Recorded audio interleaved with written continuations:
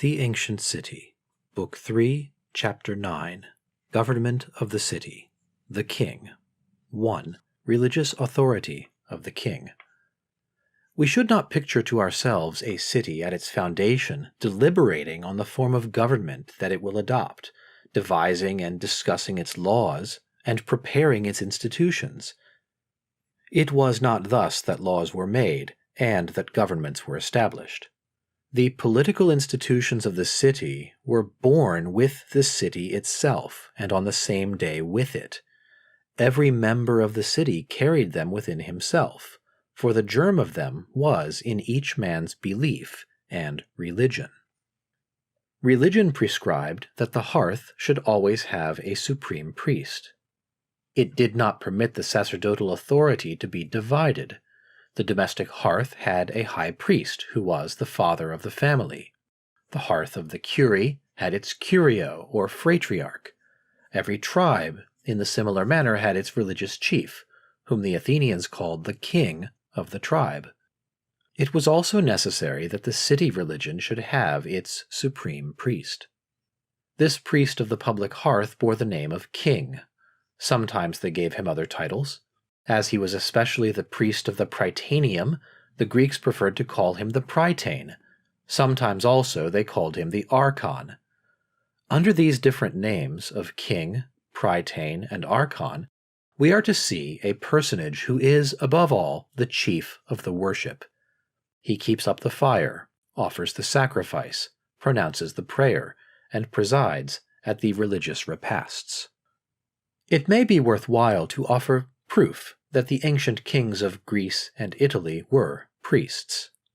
In Aristotle we read, "The care of the public sacrifices of the city belongs, according to religious custom, not to special priests, but to those men who derive their dignity from the hearth, and who in one place are called kings, in another prytanes, and in a third archons."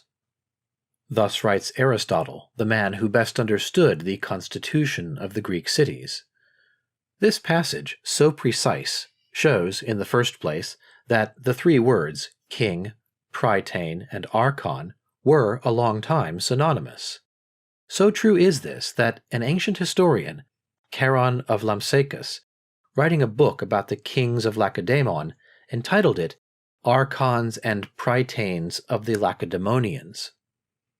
It shows also that the personage to whom was applied indifferently one of these three names, perhaps all of them at the same time, was the priest of the city, and that the worship of the public hearth was the source of his dignity and power. This sacerdotal character of primitive royalty is clearly indicated by the ancient writers. In Aeschylus, the daughters of Danaus address the king of Argos in these terms: "Thou art the supreme prytane, and watchest over the hearth of this country." In Euripides, Orestes, the murderer of his mother, says to Menelaus, "It is just that I, the son of Agamemnon, should reign at Argos." And Menelaus replies, "Art thou then fit, thou, a murderer, to touch the vessels of lustral water for the sacrifices? Art thou fit to slay the victims?" The principal office of a king was, therefore, to perform religious ceremonies. An ancient king of Sicyon was deposed because, having soiled his hands by a murder, he was no longer in a condition to offer the sacrifices. Being no longer fit for a priest, he could no longer be king. Homer and Virgil represent the kings as continually occupied with sacred ceremonies. We know from Demosthenes that the ancient kings of Attica performed themselves all the sacrifices that were prescribed by the religion of the city, and from Xenophon that the kings of Sparta were the chiefs of the Lacedaemonian religion. The Etruscan Lucumones were, at the same time, magistrates, military chiefs, and pontiffs. The case was not at all different with the Roman kings. Tradition always represents them as priests. The first was Romulus, who was acquainted with the science of augury, and who founded the city in accordance with religious rites. The second was Numa. He fulfilled, Livy tells us, the greater part of the priestly functions, but he foresaw that his successors, often having wars to maintain, would not always be able to take care of the sacrifices, and instituted the flamens to replace the kings when the latter were absent from Rome. Thus the Roman priesthood was only an emanation from the primitive royalty. These king-priests were inaugurated with a religious ceremonial. The new king, being conducted to the summit of the Capitoline Hill, was seated upon a stone seat, his face turned toward the south. On his left was seated an augur, his head covered with the sacred fillets, and holding in his hand the augur's staff. He marked off certain lines in the heavens, pronounced a prayer, and placing his hand upon the king's head, supplicated the gods to show, by a visible sign, that this chief was agreeable to them. Then, as soon as a flash of lightning or a flight of birds had manifested the will of the gods, the new king took possession of his charge. Livy describes this ceremony for the installation of Numa. Dionysius assures us that it took place for all the kings, and after the kings, for the consuls. He adds that it was still performed in his time. There was a reason for such a custom, as the king was to be supreme chief of the religion, and the safety of the city was to depend upon his prayers and sacrifices. It was important to make sure in the first place that this king was accepted by the gods. The ancients have left us no account of the manner in which the Spartan kings were elected, but we may be certain that the will of the gods was consulted in the election. We can even see from old customs which survived to the end of the history of Sparta that the ceremony by which the gods were consulted was renewed every 9 years. So fearful were they that the king might lose the favor of the divinity. Every 9 years, says Plutarch, the ephors chose a very clear night, but without a moon, and sat in silence with their eyes fixed upon the heavens. If they saw a star cross from one quarter of the heavens to the other, this indicated that the kings were guilty of some neglect of the gods. The kings were then suspended from their duties till an oracle came from Delphi to relieve them from their forfeiture. 2. Political authority of the king. Just as, in the family, the authority was inherent in the priesthood, and the father, as head of the domestic worship, was at the same time judge and master, so the high priest of the city was at the same time its political chief. The altar, to borrow an expression of Aristotle, conferred dignity and power upon him. There is nothing to surprise us in this confusion of the priesthood and the civil power. We find it at the beginning of almost all societies, either because, during the infancy of a people, nothing but religion will command their obedience, or because our nature feels the need of not submitting to any other power than that of a moral idea. We have seen how the religion of the city was mixed up with everything. Man felt himself at every moment dependent upon his gods, and consequently upon this priest, who was placed between them and himself. This priest watched over the sacred fire. It was, as Pindar says, his daily worship that saved the city every day. He it was who knew the formulas and prayers which the gods could not resist. At the moment of combat, he it was who slew the victim and drew upon the army the protection of the gods. It was very natural that a man armed with such a power should be accepted and recognized as a leader. From the fact that religion had so great a part in the government, in the courts, and in war, it necessarily followed that the priest was at the same time magistrate, judge, and military chief. The kings of Sparta, says Aristotle, have 3 attributes. They perform the sacrifices, they command in war, and they administer justice. Dionysius of Halicarnassus expresses himself in the same manner regarding the kings of Rome. The constitutional rules of this monarchy were very simple. It was not necessary to seek long for them, they flowed from the rules of the worship themselves. The founder, who had established the sacred fire, was naturally the first priest. Hereditary succession was the constant rule, in the beginning, for the transmission of this worship. Whether the sacred fire was that of a family or that of a city, religion prescribed that the care of supporting it should always pass from father to son. The priesthood was therefore hereditary, and the power went with it.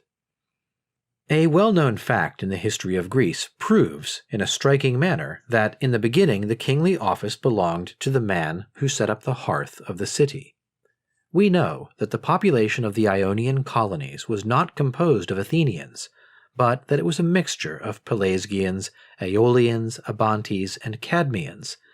Yet all the hearths of the cities were placed by the members of the religious family of Codrus.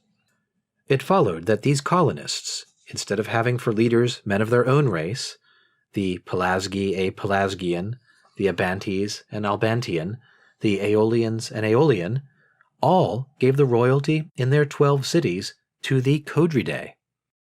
Assuredly these persons had not acquired their authority by force, for they were almost the only Athenians in this numerous agglomeration. But as they had established the sacred fires, it was their office to maintain them. The royalty was therefore bestowed upon them without a contest, and remained hereditary in their families. Battus had founded Cyrene in Africa, and the Batidae were a long time in possession of the royal dignity there. Protis founded Marseille, and the Protiidae, from father to son, performed the priestly office there, and enjoyed great privileges.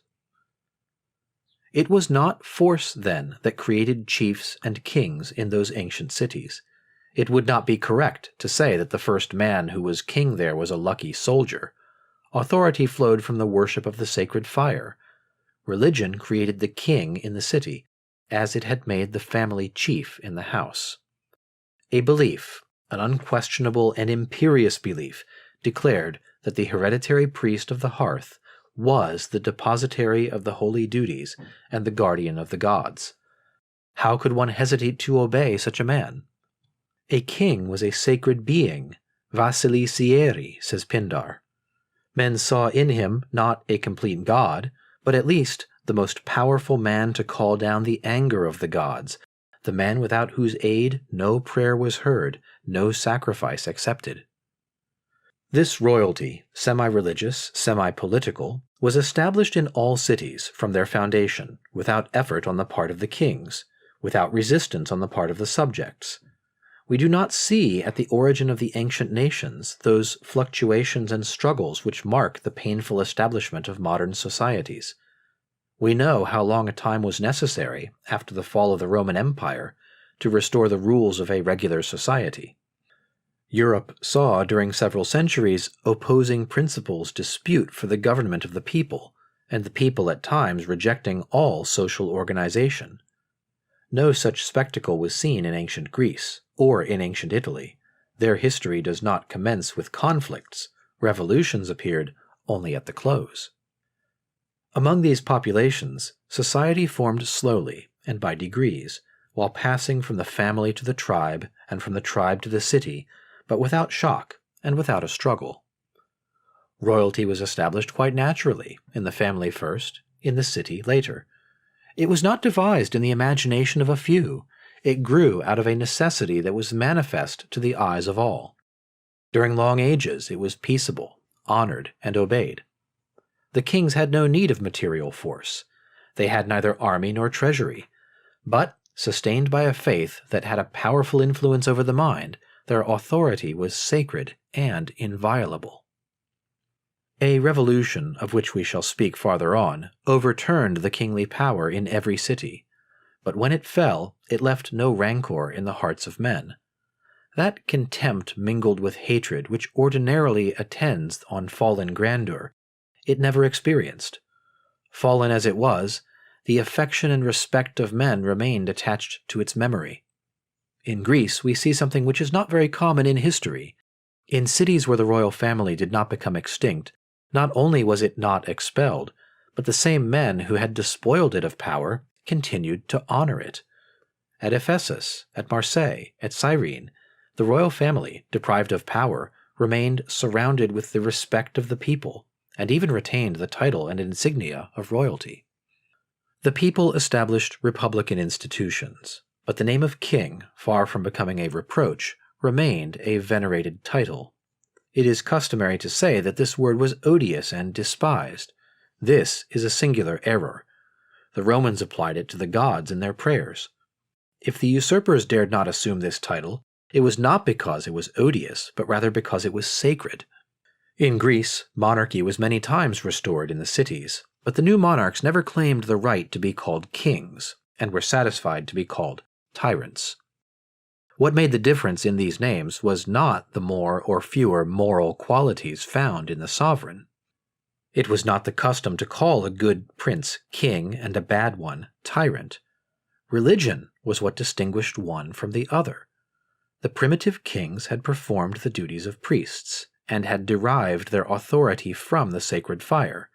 The tyrants of a later epoch were merely political chiefs and owed their elevation to force or election only.